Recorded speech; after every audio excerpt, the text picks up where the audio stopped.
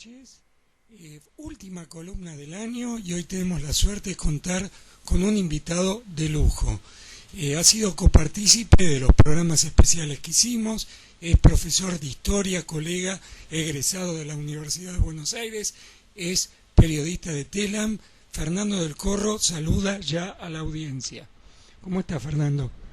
Bueno, en primer lugar, muchas gracias por la invitación y por eso el invitado de lujo. Así que me siento muy bien aquí con ustedes y obviamente esperando que se sientan bien con nosotros muchos oyentes y televidentes. La situación de la economía mundial, ¿vos pondrías los pulgares en alto como diciendo está todo bien o tendrías la expresión de largo el mayordomo de los locos Adams? Mira, yo creo que hay muchos intereses que se expresan también en los medios sistemáticos en cuanto a mostrar que la situación económica mundial se ha recuperado, que la cosa está marchando bien, cuando en realidad la cosa sigue tan mal como al principio, nada más que claro, el sacudón inicial fue muy fuerte, se produjeron grandes colapsos, pero si uno observa la cosa se sigue empeorando, hay cada vez más problemas, al punto de que en Estados Unidos, por ejemplo, hay estados que últimamente han con fines tributarios legalizado la droga y no la marihuana solamente como acá Pepe Mujica en Uruguay, sino que han legalizado las drogas duras, ¿no? Y eso tiene que ver claramente con los problemas que tiene Estados Unidos. Por otro lado, en Europa la cosa se sigue complicando, ya hay países que no son solamente pequeños como Grecia o Portugal o Irlanda o los que tienen problemas. Hoy los problemas se generalizan. Merkel está planteándose una reforma global de lo que es la Unión Europea, tener un mayor control sobre la política monetaria, es decir, que Alemania tome más decididamente el control del Banco Central Europeo, con una situación que por ahora no es muy mala para Alemania, pero que si se siguen cayendo todos estos países, va a sufrir las consecuencias, porque hay que tener en cuenta que hoy Alemania es el gran conductor de Europa, no solamente en términos políticos, eso, sino que Europa es el comprador de todo lo que es Alemania. El Reino Unido está en una situación dramática, es el país más endeudado del planeta. ¿Más que los Estados Unidos? Bueno, no. Estados Unidos es el mayor deudor cuantitativamente, pero el Reino Unido es el mayor deudor tomando la relación deuda-producto. Es decir, Estados Unidos debe unas 2 veces y pico su producto. En cambio, ya el Reino Unido supera 5 veces su producto de la deuda. Es decir, son, digamos, si uno mide Estados Unidos, por su dimensión, le está debiendo miles de millones de dólares a China, un montón de plata le debe a Japón, le debe a Arabia Saudita, hasta le debe como 500.000 millones de dólares a Brasil. Es decir, Estados Unidos es el mayor endeudado del planeta en términos numéricos, pero su situación es menos grave que la del Reino Unido, porque el Reino Unido debe más de 5 veces su producto. Esto es la cuestión central, ¿no? Y en ese marco tiene chance de crecimiento la economía de Brasil, Rusia, India, China y Sudáfrica. Bueno, creo que son el BRICS es un poder importante desde el punto de vista político y económico, pero la situación no se los puede medir tampoco en forma simétrica a estos 5 países, ¿no? Una cosa es China, que hoy es la potencia que más ha crecido en los últimos tiempos, que es un gran acreedor mundial, como dijimos recién, es el principal acreedor de los Estados Unidos. Estados Unidos le debe más de 2 billones de dólares. Cuando digo billones de los nuestros, no de los billions, que ellos son miles de millones, ¿no? Nosotros estamos hablando de 2 millones. 2 millones, más de 2 millones de millones le debe. Y cifra que va en continuo aumento. Y además es un país que sigue jugando es la segunda potencia mundial, hace mucho que desplazó a Japón de ese lugar, pero además tiene una visión ya hasta imperialista, llamémosle. Ha comprado enormes cantidades de tierras en toda la costa del Índico, en toda la costa africana sobre el Océano Índico, donde piensan lanzarse a hacer grandes producciones, sobre todo de alimentos, tendiendo a ir desplazando a los actuales vendedores, es decir, dejar de comprar tanto, por ejemplo, a los países suramericanos, para lo cual ellos entonces han avanzado en todo este tipo de cosas. Indudablemente tampoco las cosas no le pueden ir demasiado bien en un marco internacional desfavorable, ¿no es cierto? Pero esto por un lado. Después, por otro lado, Rusia es un país que se ha fortalecido en los últimos tiempos con una muy dura política de Estado, pero donde evidentemente también depende mucho del consumo europeo de combustibles. Rusia es de gas. Efectivamente, sí, creo que sí, de gas básicamente. Esa es una cuestión central. Y después tenemos el caso de Brasil, que es un país que se ha reprimarizado. Ojo con este tema, es muy preocupante.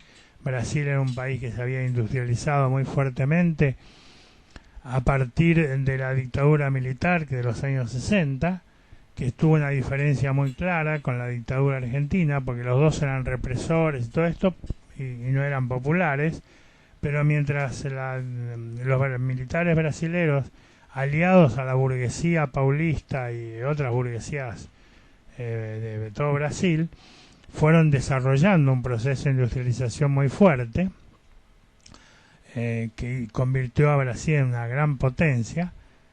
A partir de los últimos tiempos, y el gobierno de Lula en ese sentido fue bastante culpable de la situación, hubo todo un proceso de reprimarización, y Brasil jugó muy fuertemente a vivir de algunas exportaciones como el Alconafta, por ejemplo, de la cual es la primera productora mundial. Se ha convertido en el primer exportador mundial de carne vacuna. Es decir, ha cambiado mucho su estrategia, jugándose a una política claramente de reprimarización, con la cual Dilma no está muy de acuerdo, y por eso ha estado tratando de arreglar con los industriales de San Pablo sobre todo, para ver de darle vuelta a esto. No nos olvidemos que Lula lo tuvo como presidente del Banco Central a Meireles, que era un hombre del sistema financiero mundial, un hombre de la banca estadounidense. Y Brasil jugó además una cosa muy peligrosa, que fue tratar de captar todos los recursos financieros que se disponían en el mundo. Si uno piensa, por ejemplo, que Japón no paga tasas de interés en los bancos, entonces ir a depositar en los bancos japoneses no es muy buen negocio. En los bancos japoneses lo que hacen es guardar la plata, y hasta cobran por ciertos servicios. En cambio, en la Unión Europea o Estados Unidos estaban pagando tasas del 1,5% anual, cuando Brasil llegó a pagar el 17% anual. Entonces eso hizo que una masa enorme de recursos financieros especulativos, no productivos, fueran a parar a Brasil. Por eso Brasil llegó a tener las masas de recursos monetarios que todavía tiene, a pesar de que a partir del gobierno de Dilma se empezó a bajar la tasa de interés y a tratar de darle más sentido productivo al dinero, ¿no? Y por eso es que Brasil incluso hoy se convierte en acreedor de países como los Estados Unidos. ¿Dirías que la política de Dilma es más pro producción y menos antiinflación que la que se aplicó durante el gobierno de Lula? Sí, creo que sí. Sigue igual teniendo a la inflación como una preocupación, pero si uno mira un poco las cosas, ve que tampoco se cumple muy seriamente, porque en el presupuesto hablaban de inflaciones del 4,5% y están en 6, 7%. Entonces, no es un disparate, quiero decir, pero las pautas que tenían no las han ido cumpliendo tan rigurosamente. En ese sentido, el gobierno de Lula era mucho más rígido, ¿no? Y en el resto de América Latina, ¿cómo ves la situación económica de América Latina para ir cerrando este bloque? Y en el próximo bloque hablaremos de la política mundial durante el 2013. Bueno, mira, la política económica de América Latina sufrió consecuencias menos graves, sufrió consecuencias, no hay que creer que acá no pasó nada, pero no es de la gravedad que tiene Europa, Estados Unidos, Japón, que hace un montón de tiempo que está estancado. La América Latina consiguió en su momento, digamos, básicamente lo que era el Mercosur, que en su época de mayor auge, logró una alianza estratégica con la India muy importante, que es una alianza de tipo político, económico. Conozco bastante el tema porque yo acompañé en ese momento al canciller Tajana y al secretario de Alimentos, que era Fernando Nevia, cuando la Argentina planteó al gobierno de Delhi que había que frenar el avance de la ronda de Doha, porque la ronda de Doha era un drama para todos nosotros, ¿no? Y prácticamente, básicamente Fernando Nevia fue el hombre que convenció al gobierno de la India, y la India se puso al frente de la política contra la ronda de Doha. Y eso hizo que los planes de las grandes corporaciones de Estados Unidos y de Europa no pudieran seguir adelante con ese tema, ¿no? Por otra parte,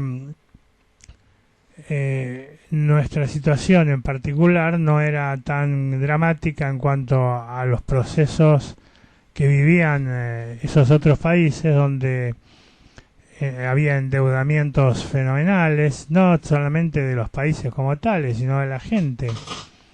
En Estados Unidos la gente compraba una casa, digamos, por ejemplo, vamos a hacer un número cualquiera.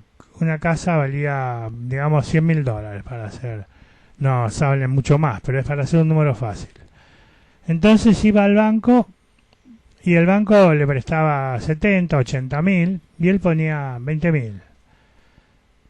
Pero como había todo un proceso importante, esa casa rápidamente pasaba a costar, en vez de 100.000, $150.000. Entonces el tipo iba al banco, el mismo que era deudor hipotecario, y decía, y bueno, ahora mi casa vale 150.000, ¿por qué no me prestan 50.000 más? Y entonces el banco le prestaba 50.000 más. ¿Y qué hacía con esos 50.000? Y se compraba cosas, y después la casa valía 200.000. Iba y pedía más plata, ¿para qué? Para hacer un viaje de turismo por Europa, por Asia. Entonces se produjo un endeudamiento fenomenal en la población, que determinó después el parate y la quiebra del banco Lehman Brothers y otros bancos que también hubieran quebrado si no hubieran sido salvados por el gobierno de Estados Unidos, que pasó a emitir como loco. La Reserva Federal empezó a emitir cifras realmente muy importantes, de manera tal que la circulación... A cerrar este bloque, que los países que aplicaron una política distinta a la neoliberal fueron los que le fue en el marco de la crisis. Sí, fue a los que menos mal le fue, porque efectivamente sufrieron consecuencias, porque en una crisis global como esta es muy difícil que alguien salga indemne. Pero claro, las recetas neoliberales, como se las llama, provocaron que países que estaban en problemas, como Grecia, terminaran en gravísimos problemas, que España está en gravísimos problemas. Es decir, todos aquellos que fueron siguiendo ese esquema. En los Estados Unidos, por ejemplo, el estado de California había sido un campeón en todas estas políticas y bueno, tuvo problemas gravísimos. Por ejemplo, en la ciudad de Los Ángeles se cerraron la mitad de los cuarteles de bomberos para ahorrar gasto público. Con el calor que hace, seguramente si hay un incendio, agarrate Catalina, como dirían en Uruguay. Muchas gracias, Fernando, y en el siguiente bloque vamos a hablar de la política a nivel mundial durante el 2013.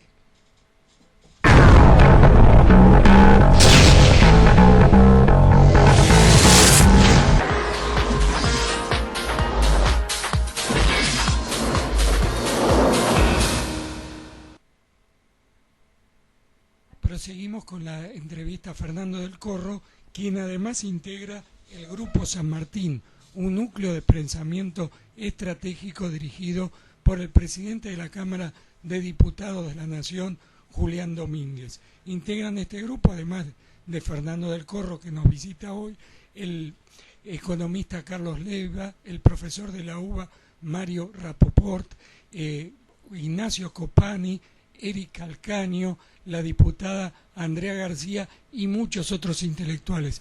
Es muy estimulante que desde la Cámara de Diputados se alienten iniciativas de pensamiento que vaya mucho más allá de lo simplemente del debate más epidérmico en lo político. El elector interesado concurrirá a la Cámara de Diputados y podrá retirar su ejemplar de esta obra, Fascículos para el debate, aportes para el bicentenario de la independencia patria, impulsado por el Grupo San Martín. Fernando, si vos fueras asesor del Departamento de Estado y le tuvieras que decir a el secretario de Estado de John Kerry de los Estados Unidos, ¿hacia dónde tendría que enfocar sus acciones la política exterior de los Estados Unidos? ¿Cuáles son las debilidades de los Estados Unidos? ¿Cuáles son los puntos fuertes? ¿Cómo fue el 2013 para la principal potencia del mundo? Yo creo que Estados Unidos tiene, como decíamos hace un rato, problemas económicos muy serios.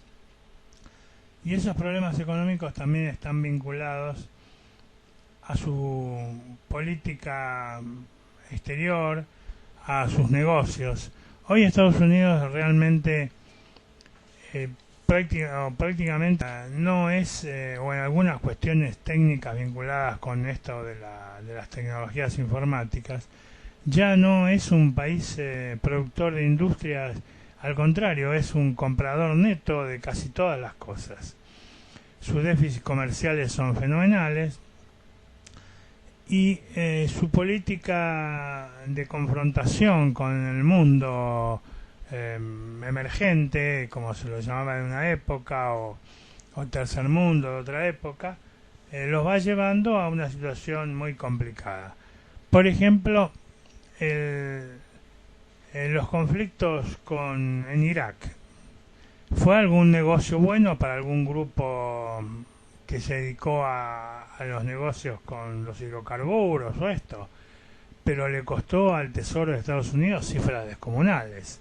Entonces, seguir con esa política no creo que sirva para mucho. Afganistán, otro caso muy claro. Entraron hace varios años para liquidar a los talibanes. El gobierno de Afganistán es un problema muy serio. La producción de droga en Afganistán se ha multiplicado espectacularmente en estos años que están en los Estados Unidos. Ellos admiten que hay una duplicación o un poco más, pero en otros lugares, por ejemplo, el gobierno de Irán dice que la producción de amapola y por supuesto de heroína, ¿no? De opio. Claro, que es lo que se saca de la heroína, que se saca de la amapola, se ha multiplicado por 8 veces más o menos, y que eso a ellos incluso les trae un problema porque tienen que hacer mucho más firme el control fronterizo, ¿no? Es decir, esta política ahora de hostilización a Irán, eso implica también un costo muy fuerte, irse acomodando en distintos lugares del planeta, tener cerca de 1000 bases militares por todo el mundo, solamente para estimular el conocimiento multiculturalista de los soldados norteamericanos. No, por supuesto. Entonces, eso es una cosa que ellos tienen que revisar seriamente. Yo pensé que cuando asumió Kerry en lugar de Hillary Clinton, la cosa iba a cambiar un poco porque Kerry está emparentado con iraníes. Entonces, digamos, esa relación que él tiene a través de una hija con iraníes, podía haber actuado de alguna manera mejor. Al principio pareció que sí, bueno, ahora dicen que firmaron un convenio para tratar de... Que de todos modos tiene una duración de 6 meses ese convenio. Por eso, por el tema atómico, resulta que no hay ninguna prueba del tema, pero dicen que Irán plantea fabricar armas atómicas.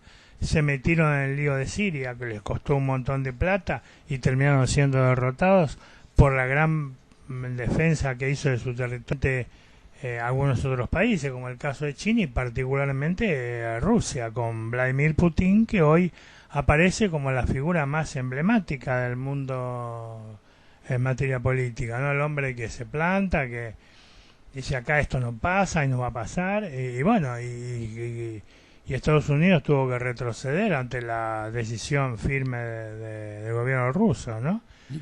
Sí. Hay una anécdota que dice que Putin habría dicho que negociar con Estados Unidos es como jugar al ajedrez con una paloma, porque la paloma defeca sobre todas las piezas, las voltea y después se pavonea como si ganó. Es una frase que se le adjudica a Putin. Bueno, pasa bastante eso, ¿no? Porque Estados Unidos desde hace tiempo lo único que hace es perder en todos los problemas bélicos que se mete, a partir ya incluso desde los años 70, cuando la guerra de Vietnam, que fue una de las cuestiones centrales por la que Estados Unidos el 16 de agosto de 1976 tuvo que dejar de lado la convertibilidad del dólar, porque después de la Segunda Guerra Mundial, o cuando estaba por terminar la Segunda Guerra Mundial en 1944, en los tratados de Bretton Woods, Estados Unidos y el Reino Unido quedaron como las monedas de reserva del planeta. El Reino Unido se retiró rápidamente de eso porque no podía sostener la convertibilidad de la libra esterlina, y quedó Estados Unidos como la única moneda de reserva mundial. El 16 de agosto de 1966 Richard Nixon dijo: esto se terminó, no podemos más. Y eso tenía que ver, entre otras cosas, por el déficit que le había generado la guerra de Vietnam. Después se siguieron metiendo en más problemas y ahora tienen estos últimos, ¿no? Así que eso evidentemente es insostenible y los va a convertir, pero con problemas que se van agravando. Roma en sus últimas etapas también iba y ganaba guerras, o no siempre las ganaba, pero se iba deteriorando y deteriorando, al punto de que ya un tipo inteligente como Adriano, cuando asumió en el 117, fíjense ustedes, hace casi 1900 años, vio la situación económica y dijo: no podemos seguir guerreando más en el mundo, y se retiró de Irak primero, firmó la paz con los judíos después, y hizo el muro de Adriano para separar Inglaterra y Escocia, porque no podía firmar la paz con los escoceses que seguían. Entonces puso un muro y dijo: ustedes de un lado, nosotros del otro, no peleamos más. Entonces, y Estados Unidos no entiende eso. Los sectores más duros, que están muy ligados al negocio del arma, quieren seguir con políticas que son absolutamente inviables. Me parece a mí que esto tiene que que terminar mal. Si... El objetivo no es que hablemos de la historia de Adriano y de tantas cuestiones que nos apasionan. En el mundo actual, ¿te parece que hay un trípode de países que centralizan la política internacional? China, Rusia e India, ¿y cómo juega en los conflictos de la actualidad? Bueno, ya lo hemos visto en el caso de Siria, es muy claro, ¿no es cierto? En realidad lo pregunté mal, China, Rusia y Estados Unidos. Ah, bueno, sí, la India tiene un peso importante en toda esa zona del Oriente Medio, ¿no? Pero sí, efectivamente los tres grandes ejes de la política mundial hoy son Rusia, China y los Estados Unidos. Y yo insisto en lo que dije hace un rato, lo veo cada vez más importante el peso de Rusia, porque en Rusia no solamente tiene peso militar, que lo tiene, sino que influye sobre todo una zona muy poderosa, tiene aliados en la región, ahora que se separaron y que le da eso más firmeza todavía, y está cerca de los otros en materia geográfica, está fronterizo con China, está muy cerca de la India. Hoy hay que tener en cuenta la India es el que ha superado en población a China, es el principal país demográficamente. ¿Más población que China tiene India? Sí, más de 1.500 millones de personas. No tiene 1.500 la de China y la India tampoco, pero porque China logró en las últimas décadas con la política del hijo único frenar el crecimiento. Hay que tener en cuenta que las estadísticas dicen que una mujer tiene que tener 2,9 hijos de promedio para que se mantenga la población. Para que se mantenga ese promedio, si tiene 3 hijos, le tiene que cortar la cabeza al tercero para que sea 2,9. Claro, sí. Esa es los cálculos que hacen los demógrafos, ¿no? Que calculando las muertes prematuras, en fin, todo ese tipo de cosas, pues, si tuviera 2 hijos sería la reproducción exacta del padre y la madre. Pero hay que pensar que hay chicos que van a nacer, que se van a morir antes de casarse, en fin, todo ese tipo de cosas, y eso lleva la cifra a ese promedio. China, con la política del hijo único, frenó la expansión demográfica. Además, tuvo políticas emigratorias. Acá uno sale a caminar por la Argentina y sobre todo la ciudad de Buenos Aires y aledaños y ve la cantidad de chinos que hay. En otros países también. Entonces, hubo una política también de expulsar gente. Hacia el África ha mandado gente. Entonces han logrado un poco desinflar la cantidad de... Ahora han permitido que se tengan 2 hijos en vez de 1. Ha habido una modificación. Esa cifra igual, con lo cual se pueden tener más hijos encima. No hay que si nace otro chico lo matan. No. O obturan la capacidad del hombre de engendrar hijos, lo cual sería muy cruel. No, lo que hacen es le sacan los beneficios sociales. Entonces, si tienes un hijo, ese chico va a estudiar gratis, lo van a curar en los hospitales, le van a dar todo lo que necesite, va a estar protegido. Pero si se pasa de las pautas legales, se acabó. Entonces tenés que arreglártela como puedas. Eso es la política que ellos han seguido, ¿no? Y ahora permiten entonces que en vez de 1 sean 2. ¿Y cómo ves a América Latina durante el 2013? ¿Cómo ves el funcionamiento del proyecto chavista en un año tan duro como el que ocurrió con la muerte de Chávez? Mira, de momento pareciera que políticamente Maduro ha logrado controlar la situación, ha ganado las últimas elecciones municipales, aunque perdió lugares estratégicos como Caracas, ¿no?